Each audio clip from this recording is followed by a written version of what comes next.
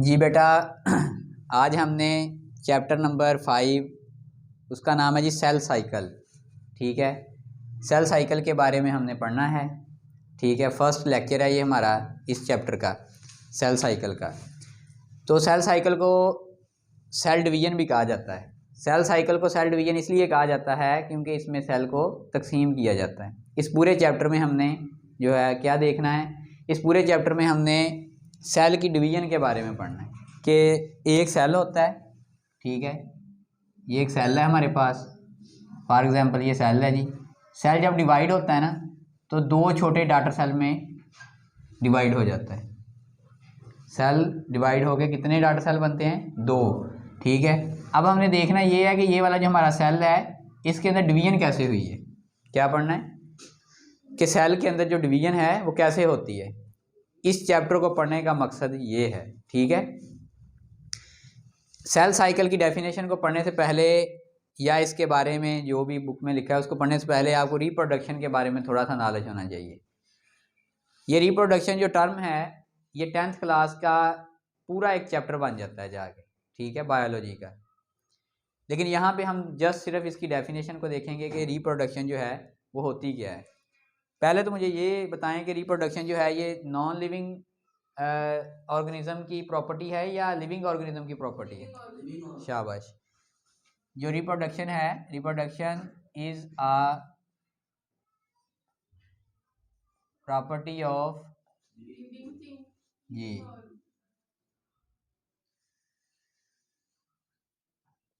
Living things. ठीक है, ये जिंदा जानदारों की या जिंदा चीज़ों की प्रॉपर्टी है। कभी आपने नॉन लिविंग थिंग के अंदर रिप्रोडक्शन देखी? नॉन लिविंग थिंग के अंदर रिप्रोडक्शन नहीं हो सकती। ठीक है, अब रिप्रोडक्शन की डेफिनेशन को देख लेते हैं कि रिप्रोडक्शन होती क्या है।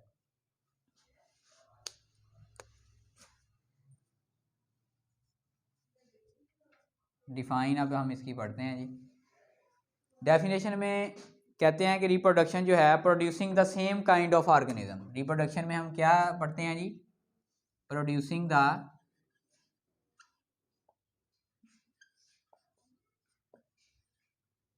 Same kind of organism. क्या मतलब है इस बात का कि रिप्रोडक्शन के दौरान प्रोड्यूसिंग पैदा किए जाते हैं सेम काइंड ऑफ ऑर्गेनिज्म, उसी किस्म के जानदार पैदा किए जाते हैं। ठीक है, उसी से मुशाबा जानदारों को पैदा किया जाता है। अब इंसान है तो उसकी जो रिप्रोडक्शन होगी उससे क्या पैदा होंगे? इंसान ही पैदा होंगे ना। ठीक है जी, बिल्कुल शक्ल सूरत उनकी कैसी होगी? इंसानों जैसी होगी। ठीक है, इसी तरह जितनी भी लिविंग ऑर्गेनिज्म हैं उनके अंदर ये प्रॉपर्टी है और वो रिप्रोडक्शन करते हैं और अपने जैसे नए जानदार बनाते हैं। बात करने का मकसद क्या है कि रिप्रोडक्शन में अपने जैसे नए जानदार बनाते हैं या पैदा किए जाते हैं। अब हम देखते हैं रिप्रोडक्शन में थोड़ा सा कि why reproduction is necessary. Why, अगर आपसे कोई पूछ ले, ये क्वेश्चन आ जाए पेपर में कि वाई रिप्रोडक्शन इज नेसेसरी, कि रिप्रोडक्शन क्यों ज़रूरी है जी, तो आपके ख्याल में इसका क्या आंसर होना चाहिए?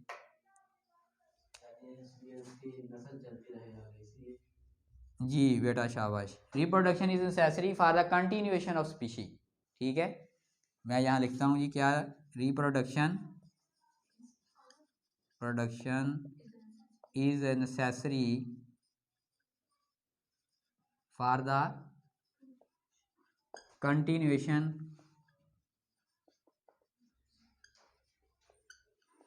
Of species.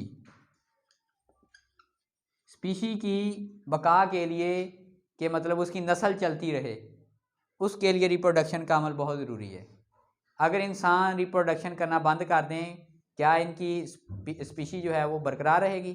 नहीं, ख़त्म हो जाएगी। ठीक है, इसी तरह कोई भी जानदार है अगर वो रिप्रोडक्शन करना बंद कर देता है तो उसकी नस्ल क्या आ जाएगी? ख़त्म हो जाएगी। ठीक है, अगर इंसान रिप्रोडक्शन ना करे तो क्या वो मर जाएगा?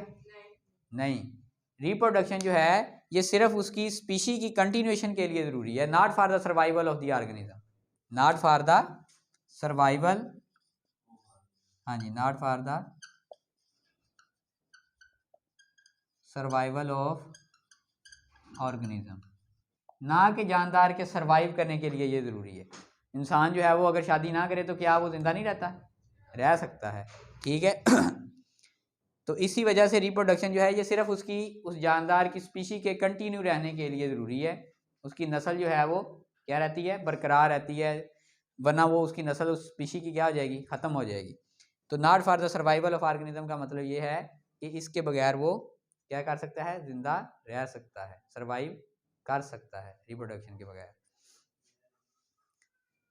इसके बाद हम अब आते हैं जी अपने असल टॉपिक की तरफ, जो हमारा है जी क्या, सेल साइकिल का है, ठीक है, जिसको हम सेल डिवीजन भी कहते हैं। इसमें सेल को हम क्या करेंगे, डिवाइड करेंगे। कैसे डिवाइड करेंगे ये चैप्टर में बताया गया है, ठीक है जी।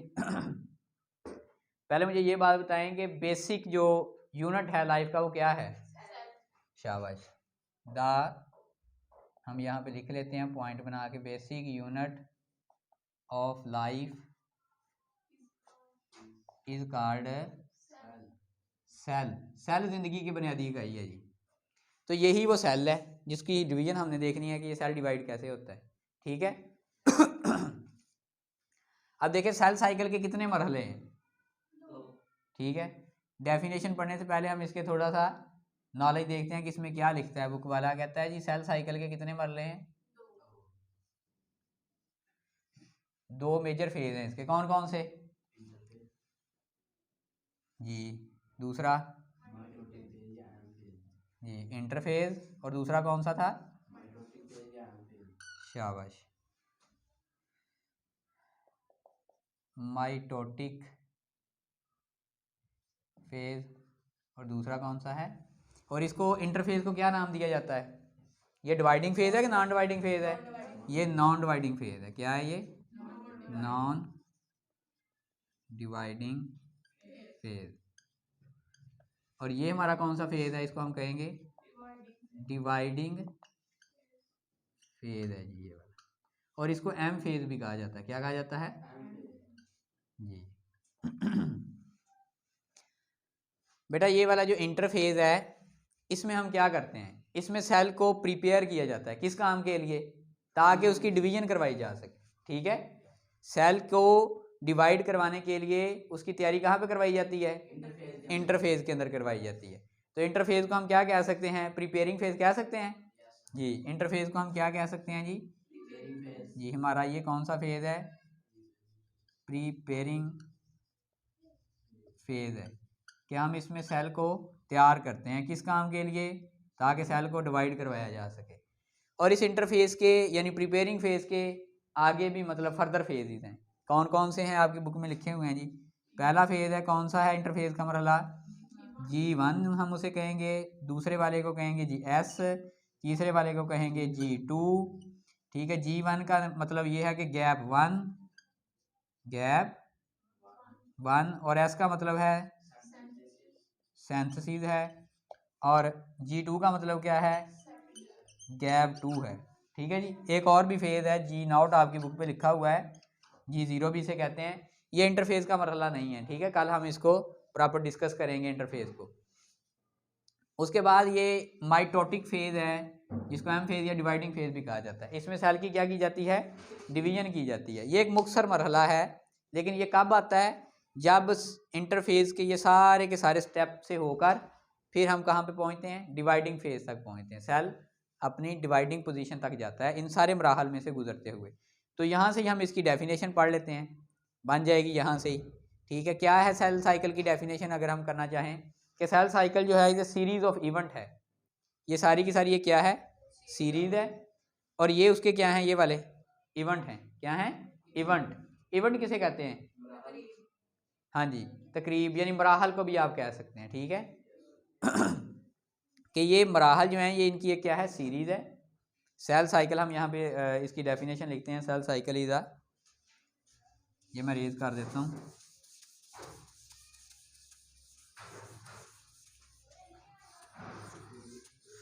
Cell cycle is a series of event.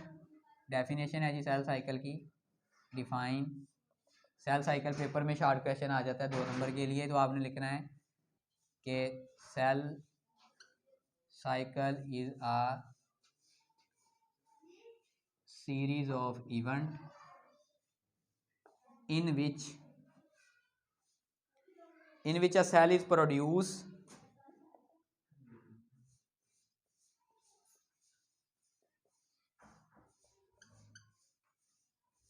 until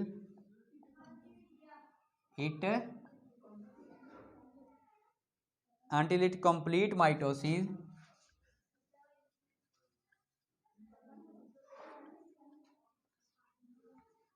ताकि उसकी माइटोसिस मुकम्मल हो जाती है and produce daughter cell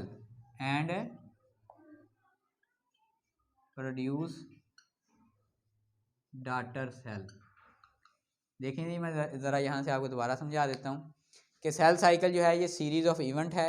series कौन सी थी? वो इंटरफेस के सारे मरहले हैं, उनमें से गुजर के सेल कहाँ तक पहुँचता है? डिवाइडिंग फेज तक पहुँचता है। कहता है कि cell cycle is a series of event in which cell is produce. Cell पहले क्या होता है? पैदा होता है, यानी बनता है। अनटिल, हत्ता के इट कंप्लीट माइटोसिस, और उसकी मुकम्मल क्या हो जाती है? माइटोसिस हो जाती है, मतलब वो डिवाइड हो जाता है एंड प्रोड्यूस डॉटर सेल। ठीक है, और क्या बना देता है? डॉटर सेल बना देता है। देखें जी, सेल जो लफ्ज़ है और साइकिल दो अलग-अलग लफ्ज़ है ना। साइकिल का मतलब होता है कोई चीज़ जिस पॉइंट से शुरू हुई है और उसी पॉइंट पर आके क्या हो जाती है? ख़त्म हो जाती है। ये देखें, ये हमारे पास एक सेल है ना। पहले वो सेल क्या होता है? छोटा सा होता है। ठीक है, हम उसको क्या करते हैं? प्रिपेयर करते हैं। किस मरहले में? इंटरफेस में हम उसको क्या करते हैं? प्रिपेयर करते हैं, यानी कि तैयार करते हैं। ये सेल तैयार हो गया, बड़ा हो गया। अब इसकी हमने क्या करनी है? डिवीजन करनी है कि नहीं करनी? जब सेल की डिवीजन करेंगे तो क्या बनेंगे? 2 डॉटर सेल बनेंगे, वो छोटे छोटे होंगे। ठीक है, इस तरह के। अब ये वाला जो डॉटर सेल है, ये मिलके क्या बना देगा? दोबारा फिर एक सेल बन जाएगा। ठीक है, फिर ये क्या होगा? छोटा डॉटर सेल बड़ा होगा, बड़े से फिर वो क्या बना देगा?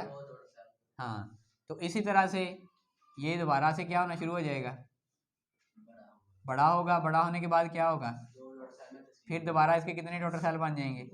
2 डॉटर सेल बन जाएंगे। फिर आगे ये प्रोसेस फिर क्या होगा? फिर चलता रहेगा। इस तरह सेल की ये डिवीजन रुकती नहीं है, बल्कि चलती रहती है। आज के लिए इतना ही। अगर कोई क्वेश्चन हो तो कमेंट सेक्शन में आप पूछ सकते हैं।